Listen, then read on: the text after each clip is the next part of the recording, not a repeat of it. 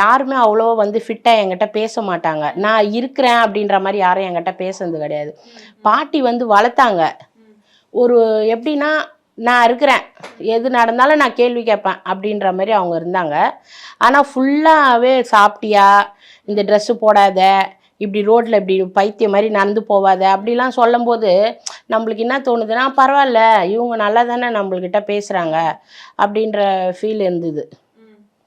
அப்புறம் அவங்களே வந்து என்கிட்ட பேசினாங்க. எனக்கு பிடிச்சிருக்கு. அவங்க தான் பேசினாங்க. நான் பேச முடியாது இல்லை, ஏன்னா எங்கள் வீட்டோட சுச்சுவேஷன் எனக்கு தெரியும். நம்மளுக்கு அம்மா கிடையாது, நம்ம எங்கேருந்து நம்மலாம் இவங்க கல்யாணம்லாம் பண்ணி வைப்பாங்க அப்படின்ற சுச்சுவேஷனில் இருந்தேன். அப்புறம் அவங்களே வந்து பேசினாங்க. அப்புறம் நானும் பேசினேன். சரி கொஞ்ச நாள் இது பண்ணலாம், கொஞ்ச நாளைக்கு வீட்டில் தெரியாத இருக்கலாம் அப்படின்னு சொல்லிட்டு அப்படியே இருந்துட்டு அப்புறம் அவரே அவங்க அம்மா கிட்டலாம் என்னை பேச வச்சாரு. குறைந்த விலை நிறைந்த தரம், தங்கள் தேவைகள் அனைத்தும் ஒரே இடத்தில். ஜெயச்சந்திரன்.